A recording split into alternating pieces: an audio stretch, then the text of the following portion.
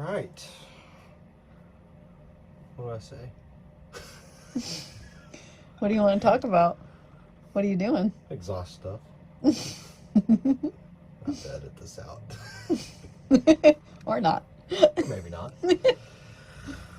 Well, basically what happened is a while back, I'll point all this out here in a minute, but this exhaust manifold developed a big hole in it. It rotted out. And when it did that, it blew hot exhaust gas all over the fuel shutoff relay and burned it up. So then one day the generator wouldn't shut off because the entire relay was melted. So that was fun fixing that with no replacement parts. So now we've got the new exhaust manifold and we're going to swap it out. As proud as I am of my JB Weld that seemed to get us by for a little while, I think it would be best to have a new manifold on there. And they had one left in stock. And this is a Fisher Panda, what's the model on it? It's a PMS 4200. I think that's the smallest marine generator they make from Fisher Panda, and I don't think that they're in business anymore. So yeah, so let's get this thing torn off of here and replaced. Right. So I've had this thing off before, so I kind of know the sequence of events here. But we do need to pull this sensor off. This is your temperature sensor on the side. This needs to come off, and you'd probably want to pull it off first before you pull the manifold off. That way you're not sitting there fighting it and holding it in your hand to get it off. You got it. It's stable right now, so it'd be a lot easier to remove it. That thing was pretty loose in there. It's gonna need some Teflon for sure. Let's see.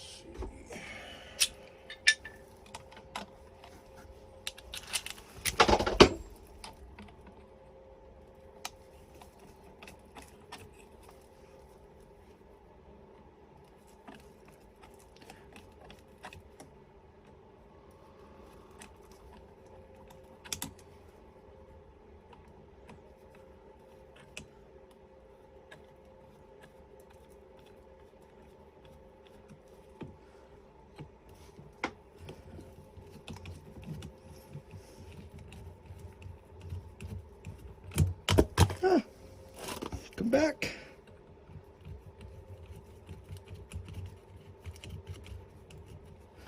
Okay.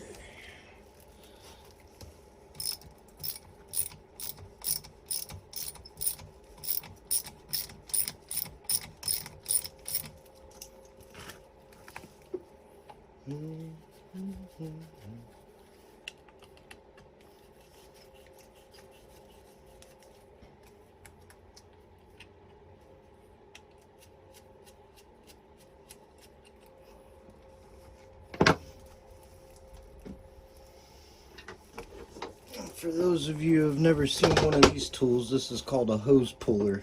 Kind of assists you in getting hoses off of old pipes, and they are an absolute lifesaver. They make life so much easier. You can just kind of work it in and work it around the hose without damaging it.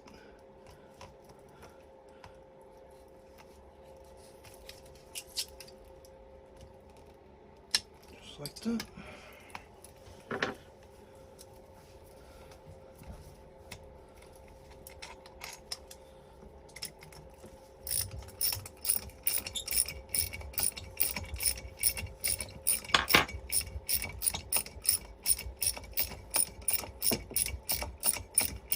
There's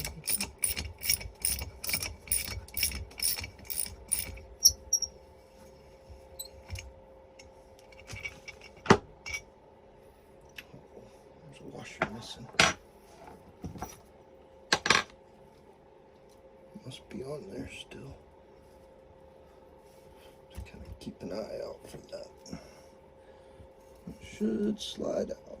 There we go. Oh no, it's not on there. If anybody wants to see a stellar JB Weld job, that's it. kind of burned it. So when I made this little temporary repair a couple months ago, and I've only ran the generator probably maybe like 8 or 10 hours. I am shocked it is still on there, but it's definitely burning for sure. I don't know how long it would have lasted.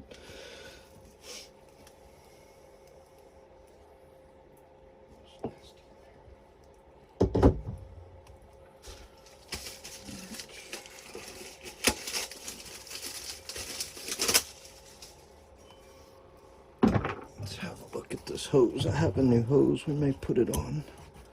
See what kind of shape it's in.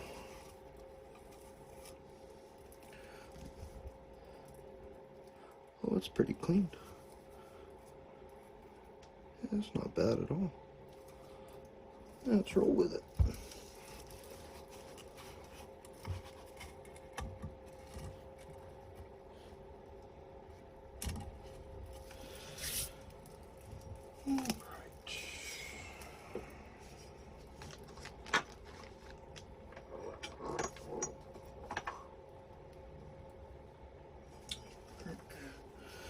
Manifold's still pretty clean. I cleaned all this up the last time I had it off to make a repair, so it's actually still in really good shape.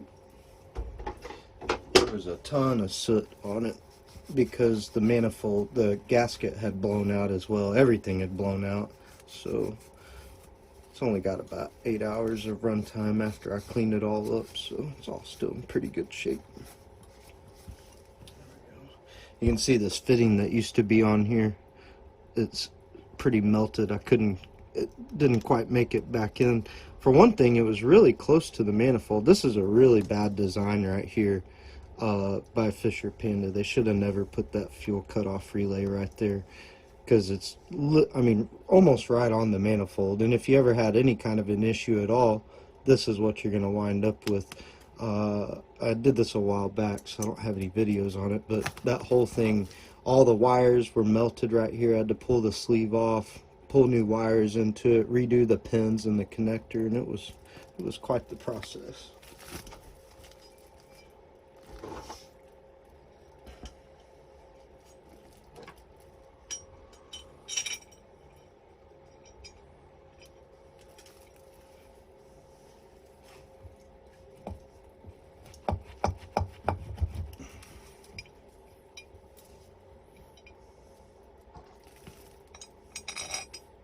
Probably shouldn't leave that on there. That'll melt.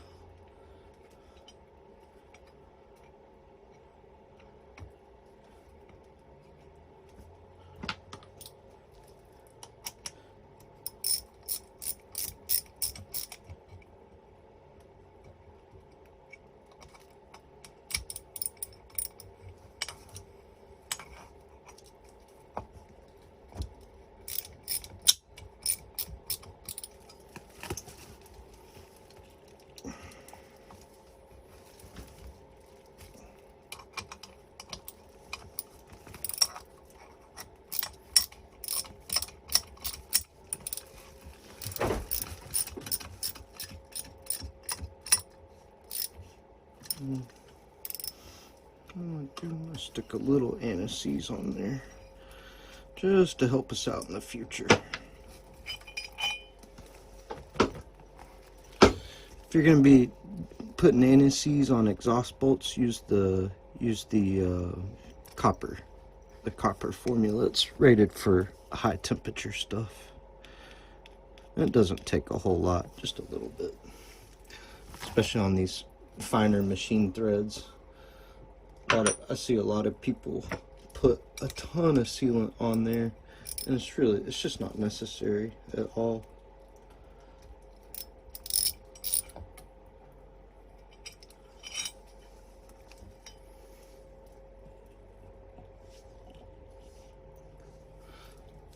Something about like that, if you can see that. You can even take it with your finger and kind of run it around just a little bit, but that's really all it takes.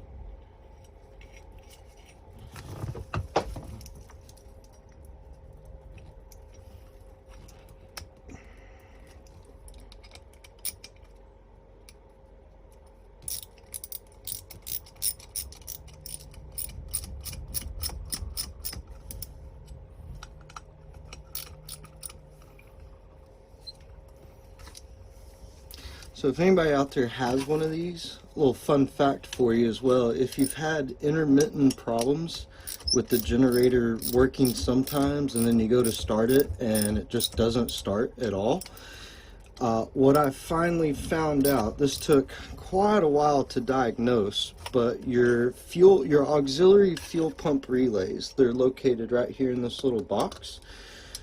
I figured out that my lift pump or your auxiliary fuel pump wasn't coming on sometimes, and it wouldn't send fuel down here. Now that's located back in my engine room on this boat, quite a ways away from here, over by my diesel tank.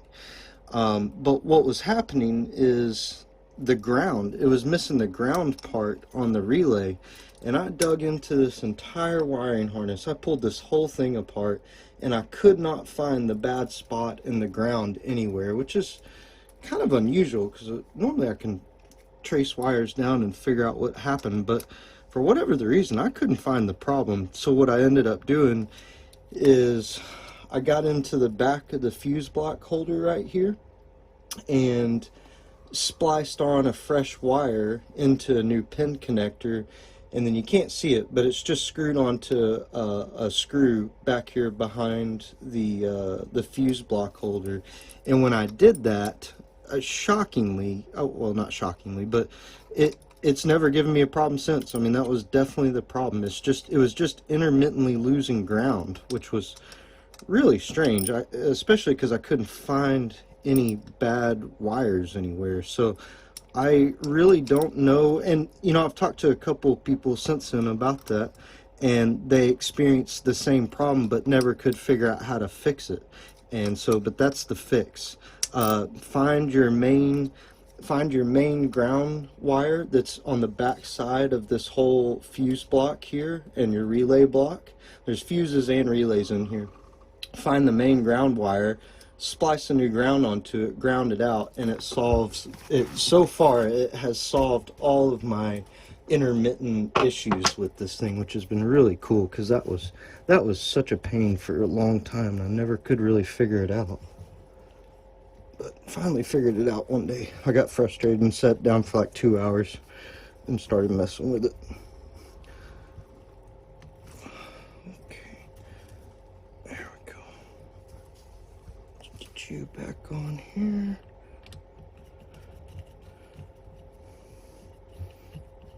I have to figure out what to do with this temperature sensor. I would be a little hesitant to put Teflon tape on it because of the amount of heat on this exhaust manifold.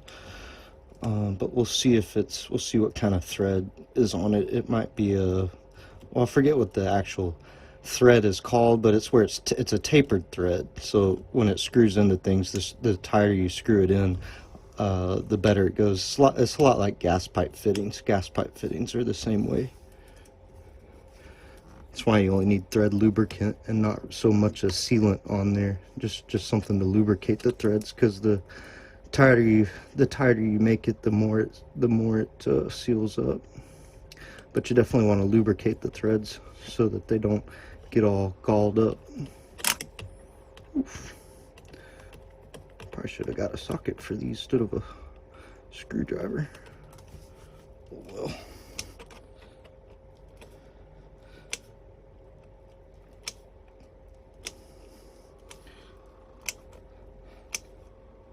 Okay, that's probably pretty good there. Let's get this guy back on.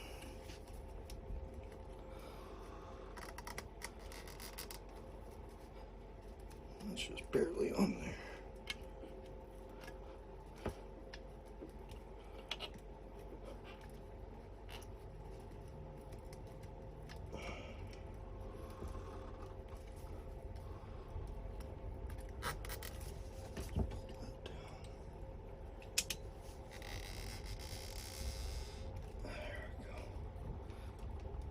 Oh, that's much better.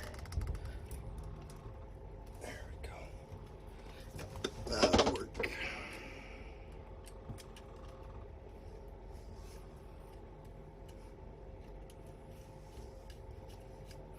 Oh, it is hot in here.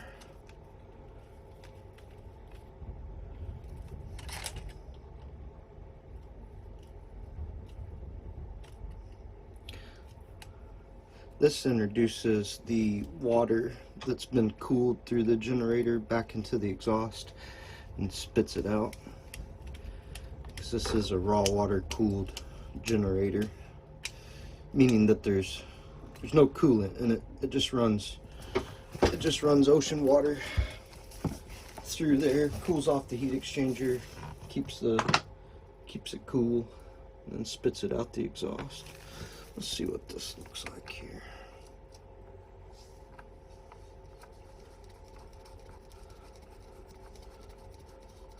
Ooh, that is not a tapered thread. That thing bottoms out too before it even gets tight. That's not cool.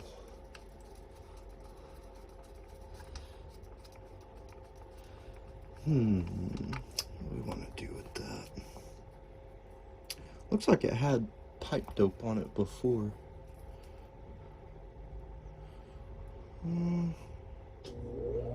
Maybe we'll put some Teflon tape on it and see what happens. Go grab some. Alright, found some Teflon. I don't have any pipe dope, and this bottoms out in the threads before it really tightens up, so it's kind of a loose fit, which is not a good thing. However, oh, you know what? Looking down in there, oh, it's not even open. Oh, I see. Okay. Let me see. Yeah, so inside of here, you guys can't see it, but this whole piece is just machined onto the side, so there's no fluid and there's no exhaust going in there, so it doesn't need to seal to anything. However, it is going to get hot, and that's what's going to read your temperature off of your gas, or off of your exhaust. So at some point, if it overheats, it'll throw an overheat alarm. So that being the case, we're not concerned with it needing to seal anything up, so let's just put some anti-seize on there. And we'll use this copper stuff because it's rated for high heat. So this will just allow us to get it back out easy later on. That would explain why it was pretty loosely threaded in there. It really just needs to go in to make contact. It doesn't need to seal up at all. So yeah, no problem.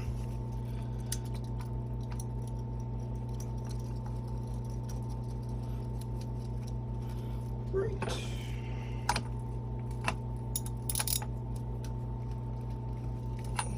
Sweet. That should get it. Pop these sensor wires back on. Very good. Cool. And we'll do a startup on it. Check for leaks. It's going to be super loud. So yeah, let's do it.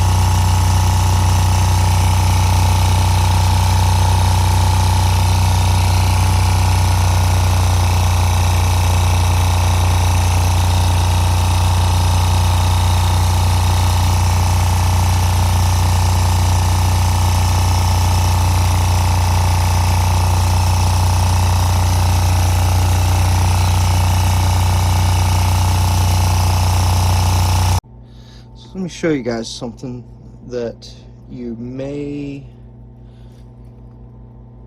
let me show you this a little bit closer, and this will explain what I was talking about earlier.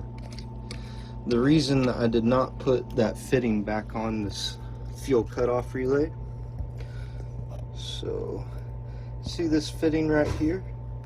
It used to screw into here.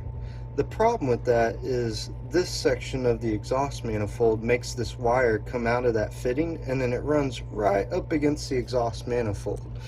It's a terrible design. That should never have been there at all. So what I did is I pulled this screw-in fitting, I backed it out, I left it on the wire just in case I ever wanted to reuse it, but that allowed me to put more of a bend on this wire and zip tie it to this hard line right here. So now I have, gosh, almost have a finger width's worth of space right there between that wire and the exhaust manifold, where before it was probably no more than a centimeter away from it. And that's a giant problem. That's going to eventually heat that wire up too much. So, all done. That's it. Everything's leak free, looking good. We'll button it up. If anybody's got any questions, reach out and I'll be happy to try and help as best I can.